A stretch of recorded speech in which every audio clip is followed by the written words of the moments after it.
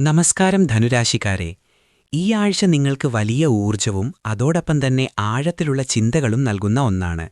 നിങ്ങളുടെ അധിപനായ വ്യാഴം ഇപ്പോൾ വക്രഗതിയിലായതിനാൽ വലിയ തീരുമാനങ്ങൾ എടുക്കുന്നതിനു മുൻപ് ഒന്ന് ആലോചിക്കുന്നത് നന്നായിരിക്കും.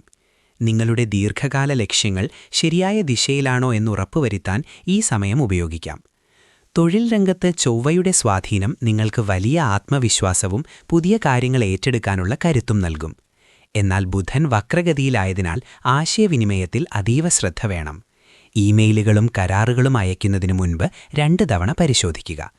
പുതിയ കരാറുകളിൽ ഒപ്പിടാൻ ഇത് അനുയോജ്യമായ സമയമല്ല.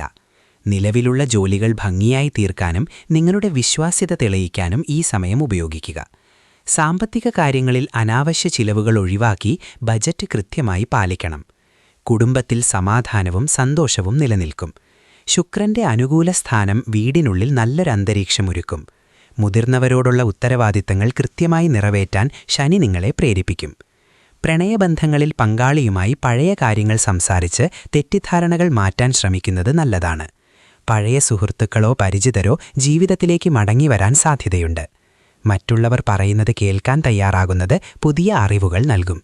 ശാരീരികമായി നല്ല ഊർജം അനുഭവപ്പെടുമെങ്കിലും അമിതമായി അധ്വാനിച്ച് തളരാതിരിക്കാൻ ശ്രദ്ധിക്കണം. യോഗയോ പ്രകൃതിയിലൂടെയുള്ള നടത്തമോ ശീലിക്കുന്നത് മനസ്സിനെ ശാന്തമാക്കാൻ സഹായിക്കും. ഭക്ഷണക്രമത്തിലും ഉറക്കത്തിലും കൃത്യനിഷ്ഠ പാലിക്കുന്നത് ആരോഗ്യത്തിന് ഗുണകരമാകും. ക്ഷമയാണ് ഈ ആഴ്ച നിങ്ങളുടെ വിജയമന്ത്രം. തെറ്റായ ദിശയിലേക്ക് വലിയ ചുവടുവെപ്പുകൾ നടത്തുന്നതിനേക്കാൾ നല്ലത് വ്യക്തമായ ലക്ഷ്യത്തോടെയുള്ള ചെറിയ നീക്കങ്ങളാണ്. ശുഭാപ്തി വിശ്വാസത്തോടെ മുന്നോട്ടു പോവുക. ഈ ആഴ്ച നിങ്ങൾക്ക് മനോഹരമായിരിക്കും.